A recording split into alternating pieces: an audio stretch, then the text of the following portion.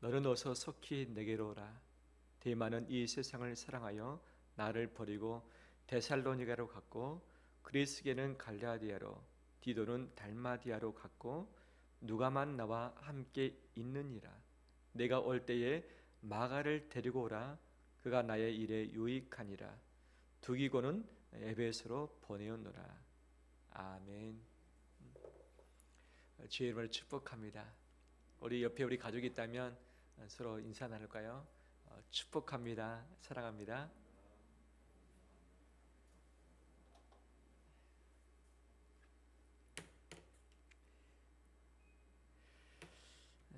요즘 혹시 외롭지는 않습니까? 그립지는 않습니까? 마음에 고독은 없습니까? 이미 가을이 되는데 정말 가을이 왔는지 잘 모르겠어요. 가을이 되면 우리 마음이 조금 허전한 부분이 발생도 하지 않습니까? 서로 얼굴 보고 만나고 밥도 먹고 그 다음에 마음을 나누고 해야 될 텐데 그렇지 못하다 보니까 우리 마음이 좀 피폐해지기도 하고 외로워지는 것은 사실인 것 같습니다. 우리 인생에 있어서 외로움의 문제, 이것은 누구든지 극복할 수 없는 필연의 여정인 것을 보게 되었죠. 한 4가지 정도 이유 때문에 외로움의 문제, 고독의 문제가 발생하지 않는가 생각이 되어집니다. 그 첫 번째가 삶의 전환기 때문이죠. 태어나서 새로운 사람을 만나고 학교도 가고 결혼도 하고 자식도 낳기도 하지만 나이가 들어감에 따라서 떠나가는 사람도 있습니다. 몸이 건강치 못한 상황도 발생하죠.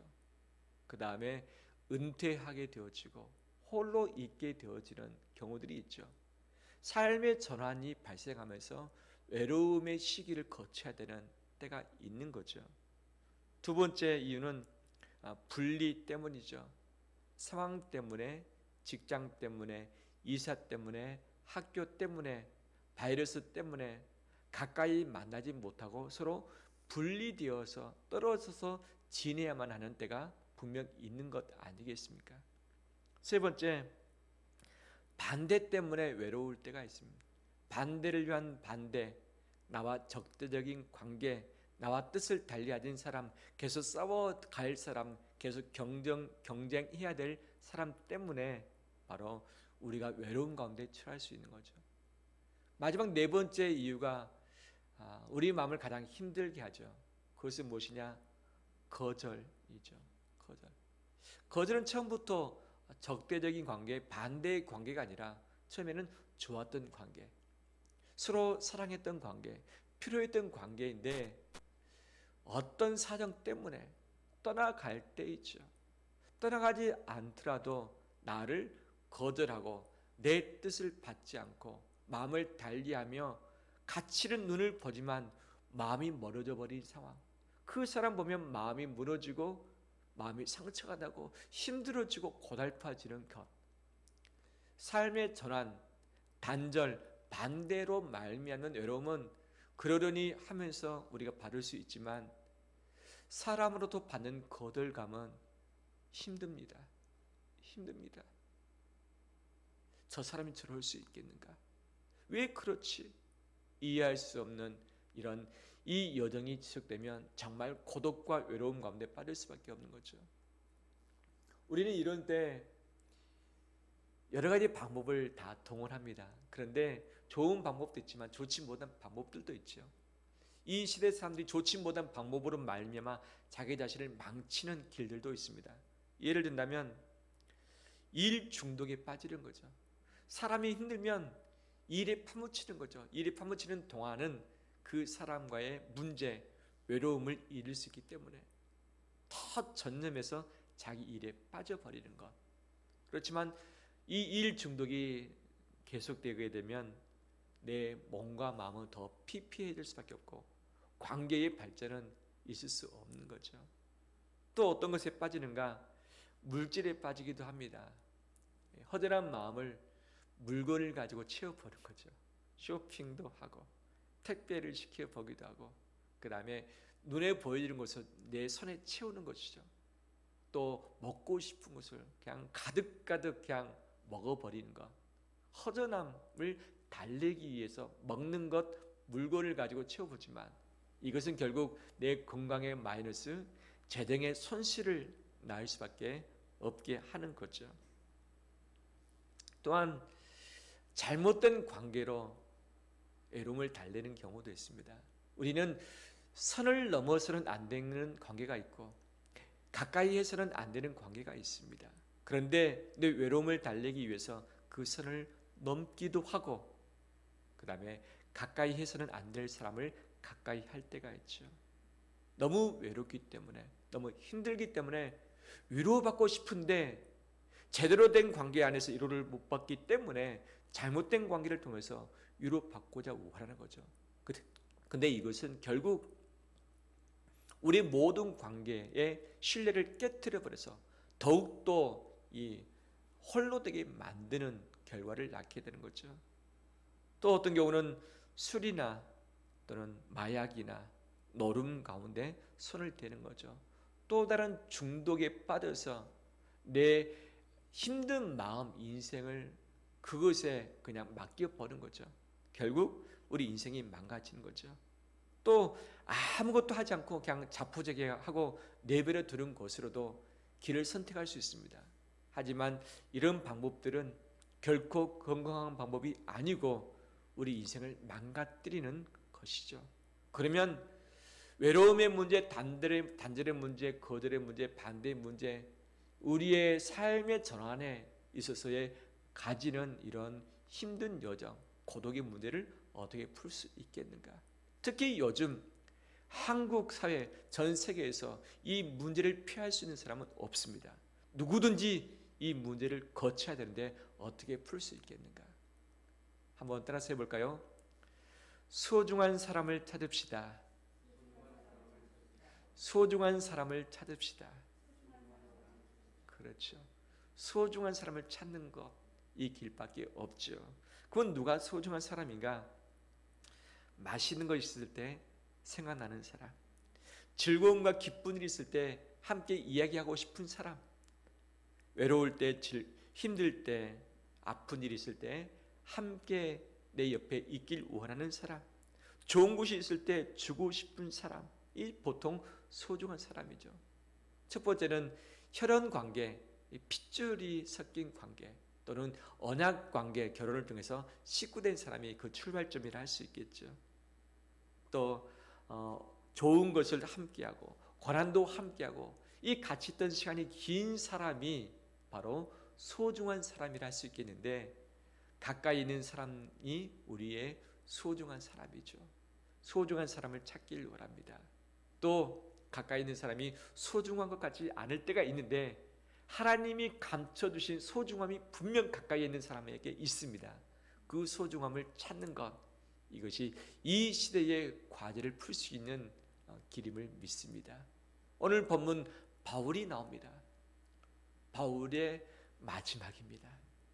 바울이 주후 67년에 순교를 당한 것으로 보고 있습니다. 네, 이 디모데 후서를 적었던 때 좀 소리를 낮출래 하워링됩니다. 이 글을 적고 있을 때의 연도가 어디냐? 67년도죠. 67년도. 이 글을 적고 나서 얼마 후에 순교를 당해서 세상을 떴던 거죠. 이 글을 적고 있는 장소는 어딘가? 로마 감옥이었습니다. 로마 감옥.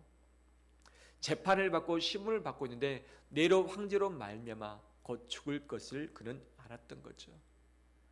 나이가 들었습니다. 인생의 마지막 여정입니다. 재판을 받고 있는데 곧 죽을 수 있는 상황이었습니다. 인생을 마무리해야 됩니다. 그의 인생 마지막에 그 주변에 있는 사람들로 말미암아 이 바울이 외로움의 문제, 고독의 문제, 인생 마지막 여정을 극복을 해내고 있는 거죠. 그의 마지막 글입니다. 마지막 페이지입니다. 이때 자기 주변에 있는 사람이 어떤 사람인가에 대해서 바울은 이름을 거론하면서 소개를 해주고 있는 거죠. 바울 주변에 있는 사람은 어떤 사람이었는가? 네 가지 종류가 있습니다. 그 첫 번째, 와야 되는 사람이 있었죠. 가까이 하고 싶은 사람이 있었습니다. 두 명이죠. 디모데와 그 다음에 마가였습니다. 디모데, 현재는 에베소 지역에서 목회를 하고 있었습니다. 바울이 자기의 생애 동안에 가장 심혈을 기울였던 장소가 에베소 교회였습니다. 그가 떠나오더라도 반드시 누군가는 세워놓고 왔던 것이 에베소 교회였던 거죠. 근데 지금 바울을 대신해서 디모데가 에베소에서 목회를 하고 있었습니다. 이제 바울은 떠날 날이 얼마 남지 않았다는 것을 알았습니다. 그가 떠나기 전에 영적인 아들을 보고 싶었던 거죠. 그는 결혼을 하지 않았고 자식이 없었기 때문에 이 디모데가 그의 아들 격에 해당되는 것 아니겠어요? 마지막 죽기 전에 아들 디모데를 보기 원했던 거죠. 그가 떠나고 나면 이 영적인 지도자의 자리를 누군가에게 물려줘야 할 텐데 누구를 지목하고 있습니까? 디모데를 지목하면서 그에게 그 자리를 대신할 것을 원하고 있는 것이죠. 그래서 마지막 떠나기 전에 너가 속히 내게 왔으면 좋겠다라고 기별을 하는 거죠. 로마에서 에베소까지 수백 킬로입니다. 그때 당시는 배로 항해를 주했기 때문에 몇 달 걸릴 수 있는 거리인 거죠. 바로 편지를 그에게 보내면서 편지를 받자마자 바로 올 것을 요청하고 있죠. 또 가까이 하길 원했던 한 사람은 마가였습니다. 마가 요한이었죠. 1차 전도 여행 때 마가를 데리고 전도 여행을 했습니다. 근데 마가가 그냥 떠났습니다. 중도 탈락해 버린 거죠. 2차 전도 여행 때 마가 때문에 그 존경했던 바나바하고 대판 싸웁니다. 결국 두 팀이 돼서 이 2차 전도 여행을 시작을 했었던 거죠. 바로 마가 때문에. 그런데 이 말년에 마가가 내게 유익하다. 마가를 올 때 좀 챙겨서 데려왔으면 좋겠다라고 하는 거죠. 이 마가를 마지막 죽기 전에 보길 원했던 거죠. 왜? 마가는 특별한 인물이었습니다. 예수님이 예루살렘에 오셨을 때 어디서 기거를 하셨을까?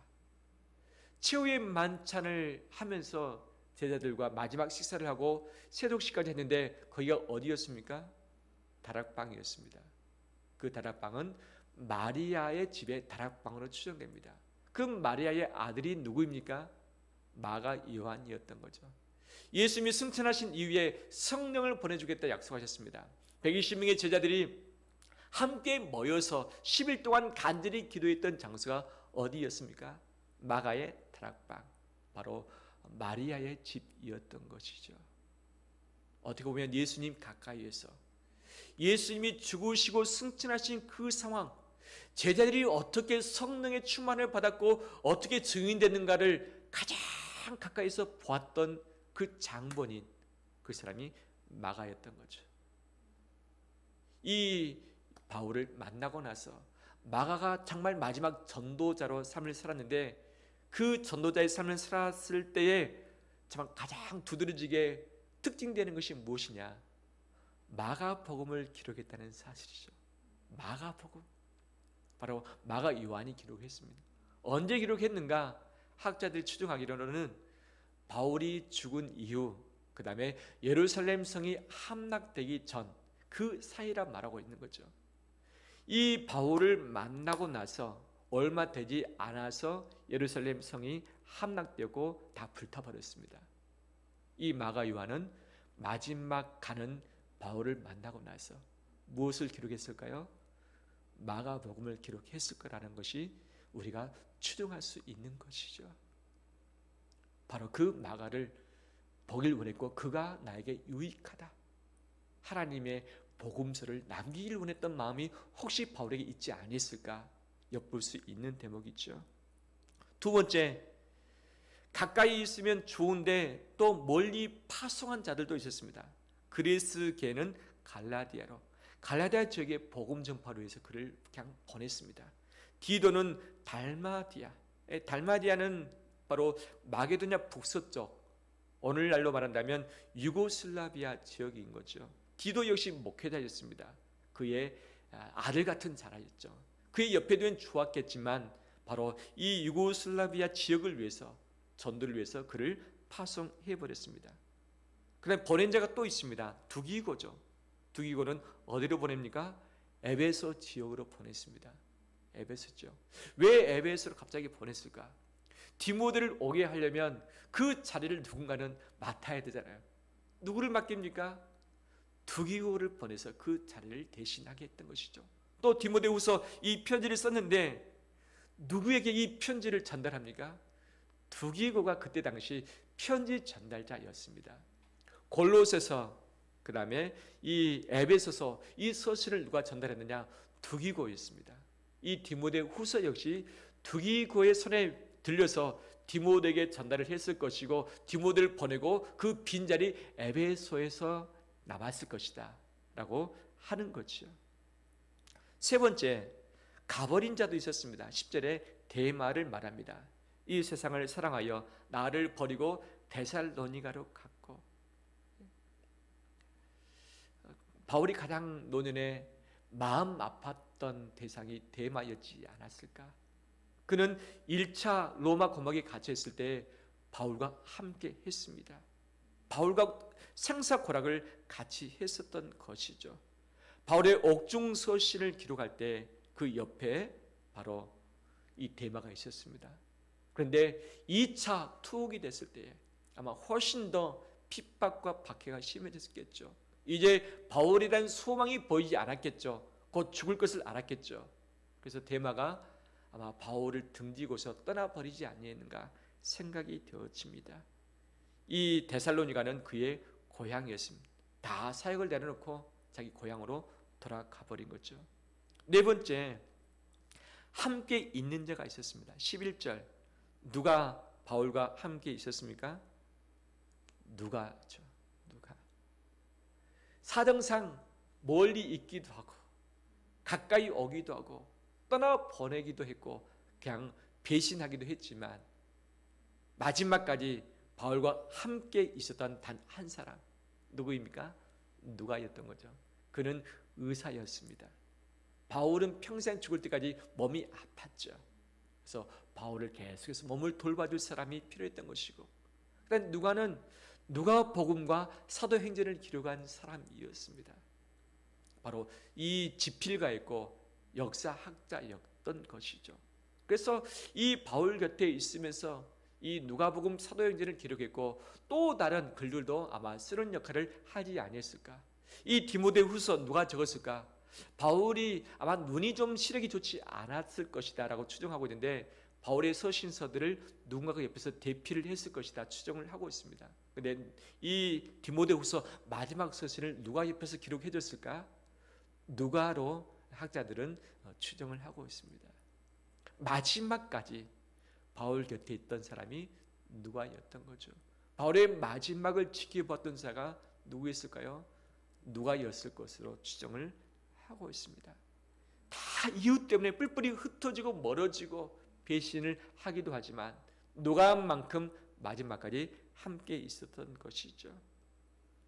이처럼 바울 곁에 있었던 사람, 떠났던 사람, 파송했던 사람, 또 가까이 올 사람도 있었는데 그 사람들 때문에, 바울 곁에 있는 소중한 사람들 때문에 바울의 마지막을 견딜 수 있었고 마지막까지 믿음으로 승리를 할 수 있었습니다. 분명 바울 혼자도 감당할 수 있었겠지만 옆에 있는 소중한 사람들 때문에 좀 더 든든히 그 마지막 여정을 걷지 아니했을까 보게 되어지죠. 그러면 이 바울 곁에 있던 소중한 사람들은 어떤 특징이 있었는가? 저는 이것을 세 가지로 정리를 하고 싶습니다. 첫 번째, 함께 있었던 자. 두 번째, 희생했던 자. 세 번째, 충성했던 자죠. 함께, 희생, 충성, 이 세 단어가 바울의 소중한 사람들의 특징이라 할 수 있겠습니다. 바로 바울과 함께 있을 때 쉽지 않았겠죠. 함께 고생하고 함께 핍박받고 이 감옥에 갇혔는데 옆에 있을 때 얼마나 고생을 했을까요? 먹지 못하고 굶주릴 때에, 맹수에게 공격당할 때에, 파선의 위험을 당할 때에, 도둑들에게 모든 것을 다 털려버릴 때에, 사람들이 죽이겠다고 달려들 때에 같이 옆에 있음으로 말미암아 함께 손해보고 함께 어려운 가운데 있었는데 바울을 떠나지 않고 함께 있었다는 사실. 바울은 서신서에 또 사도행전에 보면 만만치 않은 사람이었습니다. 성격이 불같고 분명하고 이 자기의 한참 스승 선배인 베드로마저 이 지적을 하면서 질책했던 자가 바울이었고, 자기를 이 살려줘서 자기를 사도되게 만들었던 자, 활동하게 했던 자가 바나바인데 바나바까지도 싸웠지 않았습니까? 그 성격이 만만치 않은 자였습니다. 그와 함께 있기 위해서는 그 성격 받아내줘야죠. 바로 이 바울과 다른 성격, 다른 언도, 그것들이 있는데 이것을 극복하면서 그 옆에 머물러져 있었던 것이 바로 함께 있는 자들이었는데 이들이 소중한 사람이었다. 또한 주님을 위해서, 바울을 위해서 기꺼이 희생했던 자들이 소중한 자들이었습니다. 자발적인 희생이죠. 기꺼이 수고했고 자기 시간을 들여서, 땀방울을 들여서, 자기 돈을 들여서 바울과 예수 그리스도의 복음 전파를 위해서 바로 하나님께 헌신하고 희생했던 자들이 바로 소중한 사람들이었던 거죠. 세 번째가 충성된 사람들이었습니다. 충성은 처음과 마지막에 같다.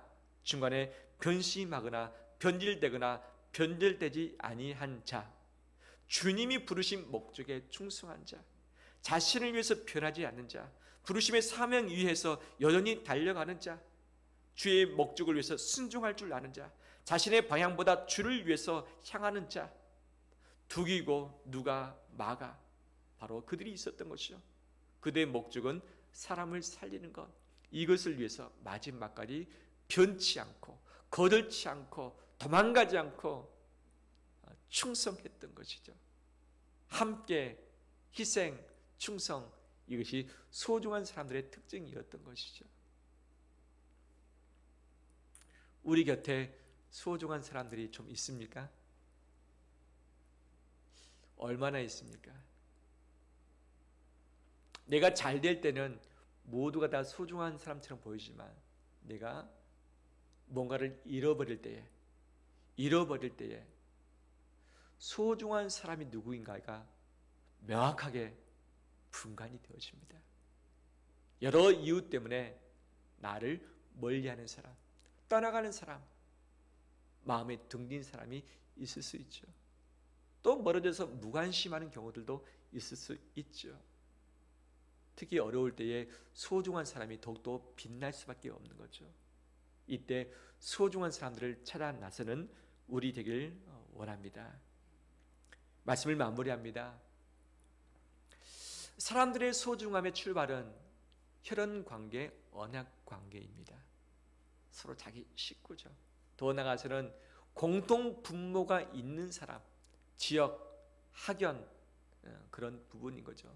또 같이 한 목적을 위해서 공동체된 자들이 소중함의 출발지를 할 수 있겠죠. 혈연, 언약, 그다음에 자기의 목적과 이익을 위해서, 유익을 위해서. 그런데 우리의 소중함의 출발은 우리 자신에게 있지 않습니다. 그 출발은 예수 그리스도이십니다. 예수 그리스도이십니다. 에베소서 2장에 예수 그리스도의 피로 말미암아 너희가 가까워졌느니라. 너희가 하나님의 권속이 됐고 바로 하늘 시민이 됐다. 너희가 주 안에서 한 건물, 한 성전이 됐다라고 말하고 있는데 우리의 소중함의 출발은 사람의 피가 아니라 예수 그리스도의 피, 예수 그리스도의 십자가에 있습니다. 이것이 변하지 않는 이상, 이것이 영원한 이상 우리의 소중함은 잃을 수 없고 변질될 수 없습니다. 나 때문에, 너 때문에, 공동체 때문에 우리의 소중함은 사라지지 않습니다. 소중함의 출발, 이 근거가 예수 그리스도의 십자가, 그 피에 있기 때문입니다. 할렐루야. 이 세상 사람들은 혈연 관계를 할지라도, 언약 관계를 할지라도, 마지막까지 함께 가자 맹세했을지라도 여러 사정상 마지막까지 갈 수 없을 때가 분명히 있습니다. 우리도 어쩔 수 없죠. 하지만 예수 그리스도의 십자가의 피, 그 언약, 이것은 영원히 변치 않는 하나님의 약속이며 사랑입니다. 우리의 소중함의 출발은 이것입니다. 나는 그렇기 때문에 소중합니다. 누구 때문에?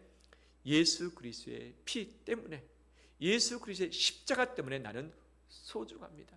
너가 소중한 이유는 뭐냐? 예수님 때문에 소중한 것이죠. 바로 이것이 우리의 출발점, 우리의 근원, 우리의 뿌리입니다. 이것을 붙들고서 우리가 세 가지를 함께 하기를 합니다. 첫 번째, 함께 있어주길 원합니다. 하나님이 허락하신 자들이 있습니다. 소중함은 함께 있는 자입니다. 함께 있을 수 없는 여러 가지가 있습니다. 그런 대표적인 것이 다름의 문제입니다.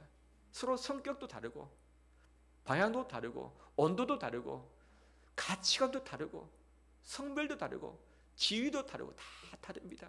하지만 다름을 극복할 때에 함께 있을 수 있는 거죠. 다름을 극복해내는 것, 이것이 바로 소중함을 간직하는 것이죠. 내 남편, 내 아내, 내 자식, 내 형제가, 내 부모, 내 성도, 내 주변 사람들, 다른 것이 얼마나 많이 있습니까? 다른 것 때문에 마음 상하고, 다른 것 때문에 던지고 싶고, 다른 것 때문에 각각 가고 싶고, 수많은 핑계가 있지만 다름을 극복할 때에 소중함을 지켜낼 수 있습니다. 나에게 맞춰갈 때는 다 깨집니다. 하지만 다를 때에, 너에게 맞춰갈 때에, 예수 그리스도 중심으로 함께 맞춰갈 때에 그 소중함을 간직할 수 있습니다. 소중함을 함께 간직하는 우리 되길 원합니다. 두 번째, 방향입니다. 방향. 우리는 힘들 때마다, 어려울 때마다 나에게 시선이 있습니다. 나의 고독과 아픔과 내 가시밭길, 내 없는 것, 부족한 것, 내 답답한 것, 이게 시선이 가 있습니다. 이 방향이 내게 가 있으면 소중함을 지키지 못합니다. 그 시선을 상대방에게 두길 원합니다. 억지로 할 수밖에 없는, 누가 내게 관심을 갖지 않는가, 누가 나에게 다가오지 않는가, 누가 나에게 전하지 않는가, 누가 나를 찾아보지 않는가, 그것이 아니라 내가 시선을 바꾸려 해서 먼저 찾아가고 먼저 연락하고 먼저 관심을 갖는 이 방향, 이 방향을 바꿔놓을 때만 소중함을 지킬 수 있는 것이죠. 근데 이것은 쌍방간의 방향뿐만 아니라 주님을 향해서 이 방향을 같이 맞춰갈 때만 오랫동안 지속이 됩니다. 방향이 다르면 오래 못 갑니다. 방향을 어떻게든지 맞춰가야 되는데 서로에 대한 방향이 필요하지만 궁극적인 방향은 예수 그리스도, 하나님 나라, 그의 의에 있는 줄 믿습니다. 마지막 세 번째, 서로 나누고 희생함으로 소중함을 지키길 바랍니다. 관계는 나눌 때 가능합니다. 피를 나누고, 시간을 나누고, 마음을 나누고, 돈을 나누고, 시간을 나누고, 기도 제목을 나누고, 인생을 나눌 때만 관계가 형성되어지고 관계가 유지되는 거죠. 나눔이 없이, 주는 것 없이 움켜쥐게 한다면 그 관계는 깨질 수밖에 없는 거죠. 그 나눔은 주고받음의 나눔이 가장 이상적이긴 하지만 관계의 소중함을 유지하기 위해서는 희생의 나눔이 필요한 것이죠. 내가 받지 못해도 그냥 주는 거죠. 내가 관심 받지 못해도 관심 주는 거고, 내가 돈을 돌려받지 못해도 내가 돈을 가지고 상대방을 섬겨주는 것이고, 상대방이 내게 갚아주지 않아도 내가 그냥 넉넉히 주어버리는 삶, 희생, 이것만이 관계를 유지하고 소중함을 유지할 수 있는 것이죠. 함께 하는 것, 함께 방향을 맞추는 것, 서로 나누고 희생하는 것, 이것을 통해서 이 어두운 시대, 외로운 시대, 고독의 시대를 극복하며 승리하는 우리 되길 원합니다. 우리 주님의 길 교회는 소중한 공동체입니까? 아닙니까? 뻔한 질문을 제가 했죠. 우리 주님의 길 교회는 소중한 공동체입니다. 예수 그리스도가 우리의 출발입니다. 우리의 근원입니다. 예수 그리스도가 우리의 방향입니다. 예수 그리스도가 우리의 희생의 표본인 것이죠. 그분의 삶을 닮아감으로 우리가 동고동락을 했고 생사고락을 함께 했습니다. 함께 밥을 먹고 함께 지내왔습니다. 이 관계가 우리의 소중함입니다. 지금 당장 만나서 대면하지 못하지만 주님이 주신 이 소중함을 붙들고서 우리 공동체를 함께 세워가는 우리 되길 원합니다. 정말 공동체인가 아닌가 몇 가지 질문 드리면 알 수 있습니다. 우리는 수많은 것에 관심을 두기도 하고 수많은 것에 관심을 받기도 합니다. 하지만 몇 가지 질문을 통해서 공동체인지 아닌지를 분간할 수 있는 거죠. 서로 얼굴을 아는가? 서로 이름을 아는가? 서로 가족을 아는가? 서로의 인생을 아는가? 서로 어려움을 아는가? 서로 기도 제목을 알고 기도해주고 있는가? 서로 도움을 주고받고 있는가? 어려움이 있을 때 즉각 달려와서 도와줄 수 있는가? 어려움이 있을 때 물질적으로 도와줄 수 있는가? 그렇다면 공동체 맞습니다. 소중한 관계 맞습니다. 인터넷에 수많은 좋은 메시지, 좋은 교회, 좋은 영상, 좋은 단체, 좋은 거리가 있습니다. TV 매체를 통해서도. 하지만 그것은 인기를 받는 자에게 주는 시선일 뿐이지 관계, 소통, 내 이름을 알고 나를 위해서 기도해주고 내게 기꺼이 달려볼 수 있는가? 아니죠. 이건 공동체가 아닙니다. 마지막 주님의 목적은 두 가지입니다. 구원과 공동체입니다. 구원과 공동체, 이것을 붙들 때에 마지막을 승리할 수 있습니다. 공동체에 허락하신 소중함, 나에게 너에게 이미 밝혀주신 소중함을 붙들고서 함께 지켜나갈 때에 우리 가정을, 교회를, 이 민족을, 우리 인생을 승리로 이끌어가게 될 줄 믿습니다. 할렐루야. 함께 고백해 볼까요? 나는 소중한 사람이다. 우리 옆에 분을 향해서 당신은 정말 소중한 분이세요. 당신은 소중한 분이십니다. 당신은 소중한 분이십니다. 그렇기 때문에 우리 가정, 우리 교회, 우리 공동체는 소중할 수밖에 없습니다. 이것을 마지막까지 지켜나가는 우리 되길 소망합니다. 우리 함께 찬양 드릴까요?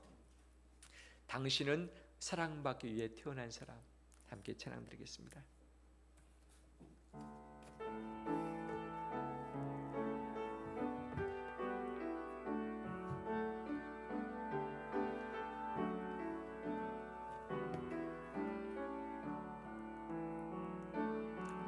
당신은 사랑받기 위해 태어난 사람. 당신의 삶 속에서 그 사랑 받고 있지요. 당신은 사랑받기 위해 태어난 사람. 당신의 삶 속에서 그 사랑 받고 있지요. 태초부터 시작된 하나님의 사랑은 우리의 만남을 통해 열매를 맺고 당신이 이 세상에 존재함으로 인해 우리에게 얼마나 큰 기쁨이 되는지. 당신은 사랑받기에 태어난 사람. 지금도 그 사랑 받고 있지요. 당신은 사랑받기에 태어난 사람. 지금도 그 사랑 받고 있지요.